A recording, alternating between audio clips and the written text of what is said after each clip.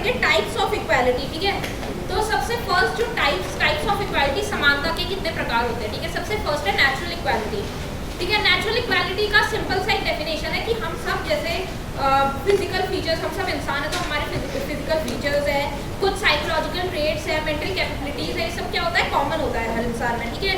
इसलिए जो है हमें ह्यूमंस की तरह ट्रीट किया जाना चाहिए और हमारी ये है नेचुरल इक्वालिटी, इसमें ज़्यादा कुछ है नहीं।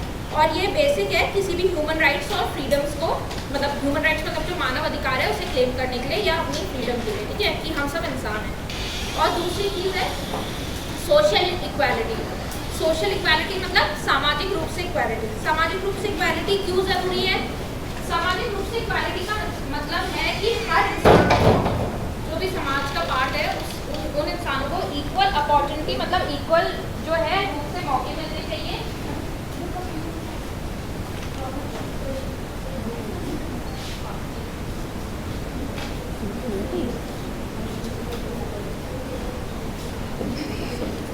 पेज नंबर नहीं दिया हुआ इसमें कुछ। इक्वालिटी में देखो, इक्वालिटी टाइप्स ऑफ इक्वालिटी में नेचुरल इक्वालिटी है सबसे पहले, ठीक है। और उसके बाद सोशल इक्वालिटी की हर किसी इंसान को क्या मिलना चाहिए, समाज में इक्वल राइट मिलना चाहिए, मतलब इक्वल अधिकार होना चाहिए उनका, उनको इक्वल मौके दिए जाने चाहिए। क्यों?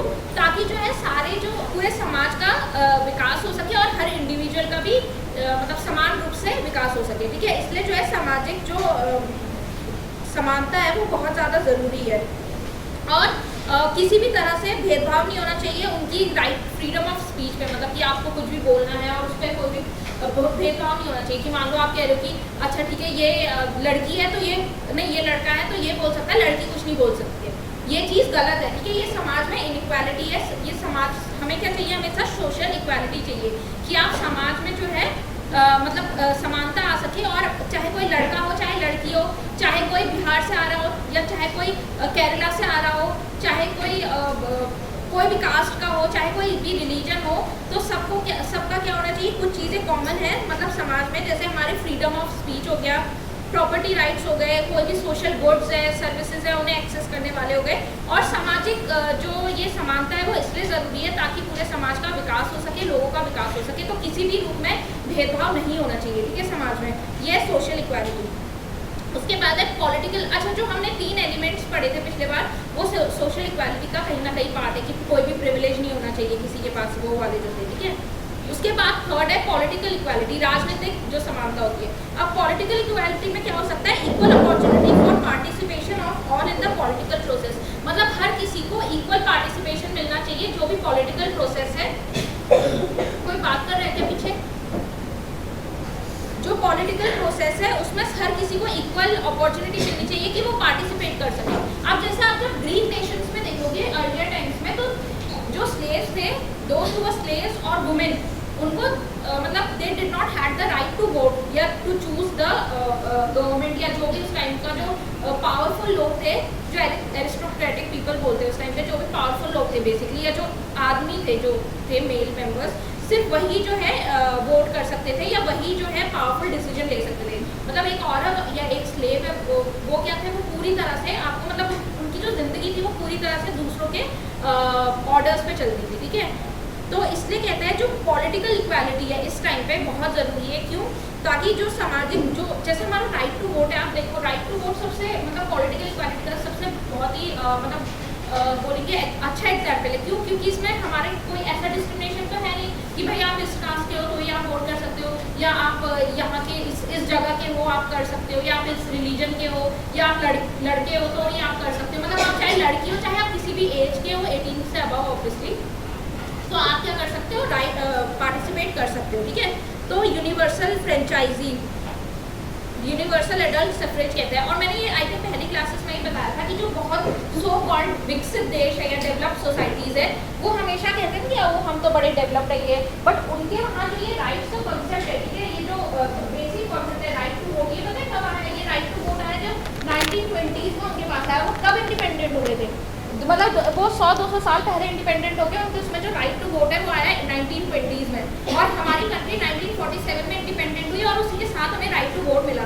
तो ये बहुत ही मतलब बड़ी बात है। अभी हम लोग बहुत कैजुअली से लेते हैं, बट आप सोचो 1947 में एक कंट्री जो पूरी तरह से आर्थिक रूप से लूट चुकी थी, कोई पढ़े लिखे लोग नहीं थे, कुछ लोग थे, और उनमें से उन लोगों ने अगर उस टाइम पे औरतों को भी ये वोट दिया है, राइट टू वोट, या 18 ईयर्स से अबाउट हर किसी को ये वोट दिया, राइट दिया है कि आप जो है अपनी वोट चुन के अपनी सरकार को चुन सकते हैं, तो ये कितनी बड़ी बात है। जबकि हम तो एक तरफ से थर्ड वर्ल्ड कंट्री थे, मतलब हम तो उस टाइम पे ही आज़ाद हुए थे ना, जो ऑलरेडी डेवलप्ड स्टेट्स थे उनको कितना लेट मिला अपनी इंडिपेंडेंस के बाद। उन लोगों को, उनके वहाँ वुमेन को वोट करने का अधिकार नहीं था 1920 तक, बट हम लोगों को 1947 में ही जैसे ही हम इंडिपेंडेंट हुए साथ साथ ही हमें ये अधिकार भी मिला कि हम वोट कर सकते हैं, ठीक है।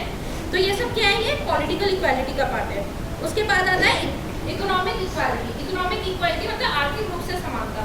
जैसे अब आप ये इकोनॉमिक इक्वालिटी में बेसिकली ये बोलते हैं कि आप जो भी आप काम कर रहे हो, ठीक है, आपको उसमें इक्वल वेजेस मिलना चाहिए, मतलब किसी भी बेसिस पर डिस्क्रिमिनेशन नहीं होना चाहिए।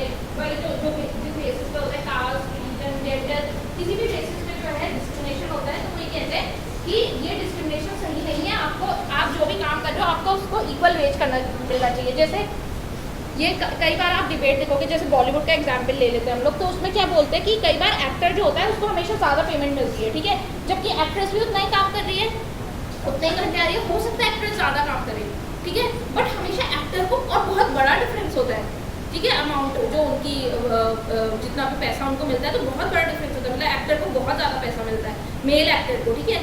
तो ये चीज़ कहते हैं, मतलब ये आई थिंक प्रियंका चोपड़ा वगैरह ने भी, काफ़ी लोगों ने ये चीज़ उठाई है ये बात, कि मतलब हमें जो है काम हम उतना ही कर रहे हैं, मेहनत उतना ही कर रहे हैं, बट फीमेल होने की वजह से हमें जो है पैसा कम मिलता है, और एक मेल एक्टर को उतना ही पैसा मिलता है, ठीक है।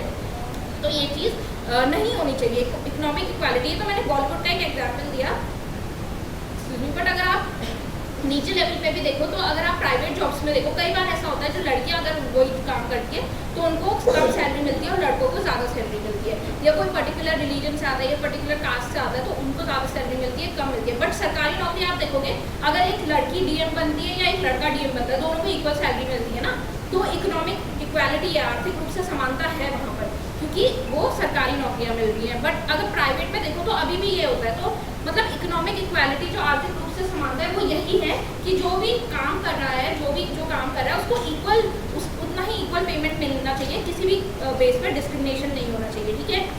और एक चीज़ और आपने पढ़ी होगी कि आजकल क्या कह रहे हैं कि हमारा देखो देश जीडीपी हमारा बढ़ रहा है, ठीक है, जीडीपी पता है ना सबको, जो देश को जो ग्रॉस डोमेस्टिक प्रोडक्ट होता है वो हमारे देश का बढ़ रहा है, ठीक है। तो मतलब आप कहोगे अच्छा मैम जीडीपी तो हमारा बढ़ रहा है, तो मतलब हमारा देश में तो सब अच्छा अमीरी आ रही है। तो इसका एक चीज़ जो रिसर्च निकल के आई है वो ये है कि जो अमीर लोग हैं वो अमीर होते जा रहे हैं, बट जो गरीब है वो गरीब होते जा रहे हैं। मतलब ये जो गैप है इनके बीच में, आप ये तो देखोगे कि देश अमीर हो रहा है, पर सारे लोग तो अमीर नहीं हो रहे हैं ना, वो जो अमीर है वो तो अमीर होते जा रहे हैं, पर जो गरीब है वो और पिसता जा रहा है। तो ये चीज़ क्या है, गलत है, इकोनॉमिक इक्वालिटी के खिलाफ है। कहते हैं अगर आपको मतलब आर्थिक रूप से समानता चाहिए तो आपका जो ये गैप है between rich and poor, it should be minimum. मतलब जो आपका ये अमीर और गरीब के बीच का जो फासला है, मतलब जो इसका डिफरेंस है, ये क्या होना चाहिए, कम से कम होना चाहिए, ठीक है, तभी आपकी उसमें आर्थिक रूप से समानता आएगी। आप ये नहीं कह सकते कि अच्छा हमारा जीडीपी बढ़ रहा है तो मतलब देश में सब इक्वल, मतलब अगर कोई अमीर इंसान होगा उसको क्या फर्क पड़ता है कि गरीब कुछ भी करे, ठीक है, गरीब कैसे भी झेले, उनको तो फर्क नहीं पड़ता, उनको लगा रहे हम तो मतलब जीडीपी में देखो इतना कंट्रीब्यूट कर रहे हैं, ये कर रहे हैं। बट हमें क्या चाहिए, हमें चाहिए समानता, हमारे लिए ज़रूरी है ना इक्वालिटी। अगर आपको सारे प्रिविलेज मिल रहे हैं तो आपको कहीं ना कहीं इक्वालिटी से कोई मतलब नहीं, आपको अगर सब इक्वली तो हैं, बट आप उनसे पूछिए ना जो सफ़र कर रहे हैं ऑलरेडी, ठीक है, जो सफ़र कर रहे हैं उनके लिए इक्वालिटी बहुत ज़्यादा ज़रूरी है, चाहे वो आर्थिक रूप से हो, चाहे सोशल इक्वालिटी हो, किसी भी रूप से हो। तो इसलिए जो है ये जो गैप है रिच और पुअर के बीच में, ये हमेशा क्या होना चाहिए, मिनिमम होना चाहिए, कम से कम होना चाहिए। तो ये है इकोनॉमिक इक्वालिटी। उसके बाद पांचवी आती है लीगल इक्वालिटी। लीगल इक्वालिटी का मतलब है equality before law, equal subjections of, मतलब कि जो लॉ है, जो कानून है, उसके सामने सब क्या है, इक्वल है, समान है, ठीक है। और एक चीज़ और है लीगल इक्वालिटी में,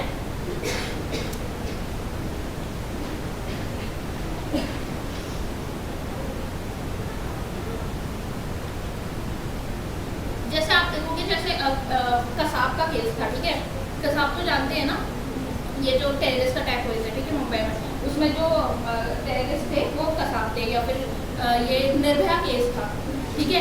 उसमें अब हम लोगों को देखो, हमें पता, पूरी कंट्री को पता है कि ठीक है यही अक्यूज है, मतलब इनके ऊपर आरोप लगा हुआ है, यही लोग हैं। बट अगर आप कानूनी प्रक्रिया से जाए तो उनको भी अपना पक्ष रखने का पूरा मौका मिलता है, ठीक है, चाहे वो अक्यूज हो, हमारे हिसाब से वो गिल्टी है, ठीक है। बट हम एक लोकतांत्रिक देशों में रह रहे हैं, हम ऐसे देश में नहीं रह रहे कि बस ये बोला कि अच्छा इसने आरोप किया तो उसी टाइम उसको मार दिया जाए। ऐसे में हम कोई इतने पुराने मतलब क्रूर सिस्टम में नहीं रह रहे हैं, क्रूरल सिस्टम में नहीं रह रहे हैं, हम एक लोकतांत्रिक देश में रह रहे हैं। तो उसमें जो है हर किसी को, चाहे वो एक आतंकवादी क्यों ना हो, उसको अपना पक्ष रखने का मौका मिलता है। अब ये चीज़ आप कहोगे कि मैम बट ये तो गलत है, तो इसमें एक लॉजिक हमारा जो बहुत इंपॉर्टेंट है, अगर आप इस चीज़ पे सोचोगे इस लाइन पे कि मतलब चाहे 100 गुनहगार रिहा हो जाए पर एक बेगुनाह को सजा नहीं होनी चाहिए। तो ये बहुत ही, कभी भी आप जस्टिस के बारे में सोचो, न्याय के बारे में सोचो, तो ये बहुत इंपॉर्टेंट लाइन है। क्योंकि मान लो ठीक है, कोई किसी पे कई बार क्या होता है, किसी को फंसा दिया जाता है या किसी पे आरोप लग जाता है, तो सोचो जिस टाइम पे अगर वो न्याय सिस्टम, जो जस्टिस सिस्टम है, जो न्यायिक प्रक्रिया वो पूरी तरह से ध्वस्त हो जाएगा अगर किसी दिन किसी बेगुनाह को सजा मिल गई। तो इसलिए चलो कोई नहीं, 100 गुनहगार छूट जाए बट उस एक बेगुनाह को सजा नहीं मिलनी चाहिए, ठीक है।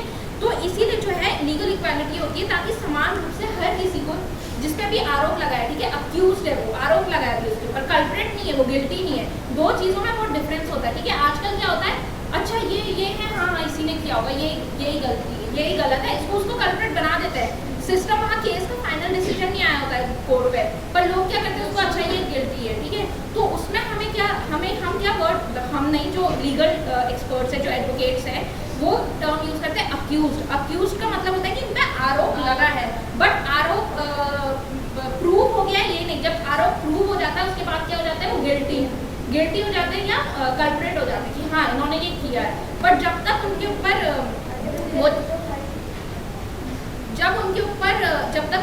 प्रूव नहीं होता है वो चीज़, तब तक उन्हें क्या कहते हैं, अक्यूज कहते हैं, ठीक है। तो ये क्या है, ये लीगल इक्वालिटी है। अब तो हमने कितने टाइप की इक्वालिटीज पढ़ी,